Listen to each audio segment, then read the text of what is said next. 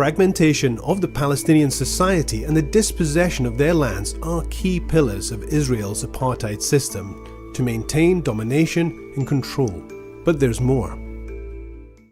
The unequal structure of nationality and status, restrictions on freedom of movement, use of military rule, denial of right to political participation or the right to peaceful protest, and cruel separation of families all add to the complex system that we see today. This video makes the heavy accusation that Israel is in fact an apartheid state. But is it true? It's really important to get the bigger picture of the Israeli-Palestinian conflict, and our 5-minute video does just that. Maybe you've heard someone say that Israel is an apartheid state, that Israel has a policy of segregating and oppressing the minority population within its borders, like South Africa once did. Maybe you've been so outraged by this information that you have considered joining the BDS movement, the effort to boycott, divest, and sanction Israel until it ends its alleged racist policies. I don't blame you. Apartheid is a great evil and deserves to be fought wherever we find it. But here's the thing, you won't find apartheid in the state of Israel. So, I'll put it bluntly. The BDS movement is a slick propaganda effort built on lies. I think I have the credibility to make this claim. Having grown up in South Africa and having spent a fair amount of time in Israel, I know what apartheid is and what it is not. My parents were raised under real apartheid, where blacks were, by law, separated from whites at every level, from education to drinking fountains. Blacks couldn't vote, couldn't own land, couldn't live next to or use the same transportation system as whites. I remember my father telling me about how my grandfather was kicked and humiliated in public by a young white boy. All he was permitted to say was, "Please stop, little boss." That was the world my family lived in. That was the world of apartheid South Africa. But in Israel, the law is colorblind. Israeli Arabs have the same rights as Israeli Jews. They ride the same buses, study in the same schools, and are treated in the same hospitals. Arabs are elected to Israel's parliament, serve as judges, and fight in the Israeli military. On my first trip to Israel, the group I was with had a Jewish tour guide and an Arab bus driver. Imagine our surprise having heard that Israel is an apartheid state. This would have been inconceivable in apartheid South Africa.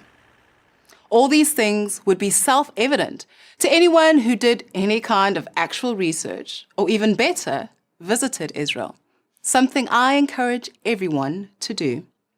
BDS doesn't want you to research or visit Israel. It depends on the ignorance of its audience. Sadly, on American college campuses, BDS has a significant presence.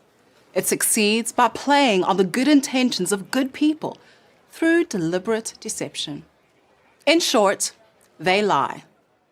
And lies really make me angry because lies empower evil. Lies about blacks empowered apartheid in South Africa. Lies about Jews made the Holocaust possible. And lies about Israel are misleading a lot of good-hearted young people into opposing the only country in the entire Middle East that doesn't segregate and oppress its minority population. Just ask the next Egyptian Copt or Iraqi Christian you meet on campus. So the question people should really be asking is, what does the BDS movement want? The answer is simple. They want to destroy Israel. They can't do it militarily, so they try to do it through lies. They say that Jews have no historic claim to Israel. Lie. They say that Israel treats its Arabs as second-class citizens. Lie.